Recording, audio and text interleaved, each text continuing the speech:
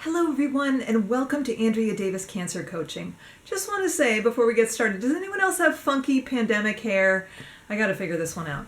But anyway, this week I'm going to be answering a question from one of my email subscribers about what to do about really intense hot flashes she's having as a result of her hormone blocking medication. So this question is from Andy Masakova, and Andy is 31 years old. She's from Slovakia, and she just moved here last year to be with her boyfriend, and she met him when she was on a business trip for work. So now she does software development in the Bay Area where she lives with her boyfriend. So Andy really enjoys running and hiking as well as cooking and baking. And she actually writes a blog about cooking in the Slovak language. In January, she found a lump on her breast, which was biopsied and found to be cancer. So when she had her scans done, additional tumors were found in her lungs and liver and bones. And her mother, who was a smoker, died of lung cancer just last year at age 55. Andy's had 5 out of 6 chemo treatments so far, and she hasn't needed to take anything for nausea, which is pretty great and unusual. Andy and her boyfriend had been planning to have a baby, and they won't be able to now because of the medications she's on, which have put her body into menopause. I loved talking with Andy on the phone, and my heart goes out to her as she's handling getting this diagnosis at such a young age. So I would like for all of us, to just spend a moment thinking of her and send her your wishes and prayers from your heart for her strength and healing. Let's just do that for Andy for a moment. Thank you. Now I'm going to address her question. Andy's taking Lupron, which is a drug that keeps the ovaries from making sex hormones by blocking other hormones that are needed to make them. So just a side note, Lupron works the same way on male hormones, and it's frequently taken for prostate cancer.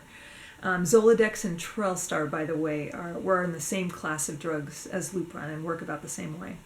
And many breast cancer patients, of course, as probably a lot of you know, take other hormone blockers, such as tamoxifen. So Andy's having really intense hot flashes in the evening and at night as a result of this drug. And she's hardly been getting any sleep at all because of this. So she thinks, she read up on it a little bit, and she thinks that exercising, eating healthy food, not consuming spicy food or alcohol, and she's using a fan and a special cooling scarf. And she thinks those things have helped her. But she needs more help so that she can get some sleep. So the only suggestion her doctor has is to put her on an antidepressant medication, and she doesn't want to go on an antidepressant for this. So she's wondering if there's anything else she can do. So I looked into this in some detail, and there are a couple things that might help Andy. So the first thing that I'm going to suggest, because it appeared to me to have the most scientific evidence behind it, is acupuncture. Now I know it might be hard to get acupuncture right now due to the COVID-19 pandemic, but first, I'm just going to tell you about the research. So a 2016 study of 190 breast cancer patients that was published in the Journal of Clinical Oncology showed that 2/3 of patients who had 10 acupuncture sessions and followed certain dietary and other health guidelines had a reduction in hot flashes that varied from 50 to 75% compared with baseline. And interestingly, they also had a better overall quality of life. And so the health guidelines they use are listed as an appendix at the end of the study, and I'm putting a link to that study in the resources section of the blog post that I'm writing on this, and the link to the blog post is in the video notes. So I just want to mention too that this study cites a number of other studies showing that acupuncture often helps reduce hot flashes. Now, acupuncture doesn't work 100% of the time, and also in order to be willing to try it, you have to be comfortable or be willing to get comfortable with the process of having acupuncture. I had acupuncture during chemo, and it was specifically to help with digestion, and I think it helped me tremendously. I just want to mention, to those of you who haven't had it, that the needles are really, really tiny, and it's not as big of a deal as you might think. So I would say that acupuncture is definitely something that she could try. And then some studies show also that doing yoga can help with hot flashes. There's a 2008 study of 120 menopausal and perimenopausal women who showed that if they did yoga for an hour a day, 5 days a week, It improved their hot flashes significantly. Now, in this study, that 1 hour a day included some breathing practices and meditation, as well as hatha yoga, which is the exercise part of it. So in the other group, the control group practiced an hour a day of just non-yoga exercises, and they were not helped as much. The group that did yoga definitely had more improvement. So I read in a couple places that massage can help with hot flashes, but I didn't see any good studies about this. So if anyone sees a good study showing that massage helps, definitely let me know. And mindfulness meditation has been shown to help reduce how much women are bothered by hot flashes, but I didn't see that it's been shown to reduce the hot flashes themselves. So if I were in the situation that Andy's in, I would probably want to do both acupuncture and yoga. Now, of course, a lot of acupuncturists can't practice right now because of COVID-19. So I wanted to help her a little further and just kind of give her a jump start in this process. And I looked a little bit into some practitioners in the Bay Area. So I found a woman who's a Western medical doctor and a Chinese medical doctor who also does acupuncture. And working with cancer patients is one of her specialties. So I talked with her briefly on the phone, and she said she's not able to do acupuncture right now, but she could probably help Andy with some herbs, and she's pretty sure the herbs would help Andy. She said the herbs and acupuncture together would be more effective, but she's pretty sure that the herbs alone would help.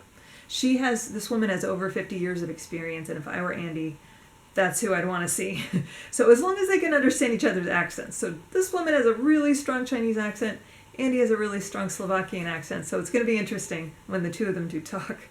But Andy would absolutely need to check with her oncologist before taking any herbs, and it's possible she might need to wait until she's done with chemo before taking them. So I also mentioned a clinic to Andy in Berkeley that offers acupuncture, community acupuncture, and if she's going to be getting regular acupuncture treatments over a period of time, that would probably be a cheaper option. And this clinic is currently offering some acupuncture, and they are highly rated. So I want to be clear, I didn't recommend these practitioners. I have no experience or connection with them. I just wanted to give her some additional information just to show her that there probably are some people out there who can help her even during the pandemic.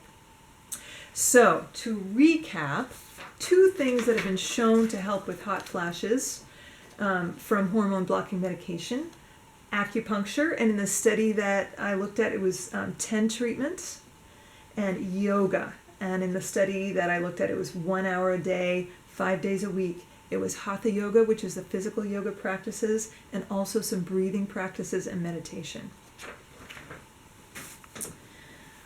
I hope you found this helpful. Please like this video and post a comment to let us know what you thought. Stay up to date about my latest videos by going to AndreaDavisCancerCoaching.com and signing up there. And if you want to find out about how cancer coaching can benefit you during and after cancer treatment, send me an email at AndreaDavisCancerCoaching.com with the subject line, Interested in Coaching. Now, if you're watching this on YouTube, subscribe to my channel by using the link in the video description. Thank you so much for joining me here. I'm really glad you're here. And please take good care of yourself, and I will see you. I'll be here next week with another video, so I will see you then. Take good care, everyone. Bye-bye.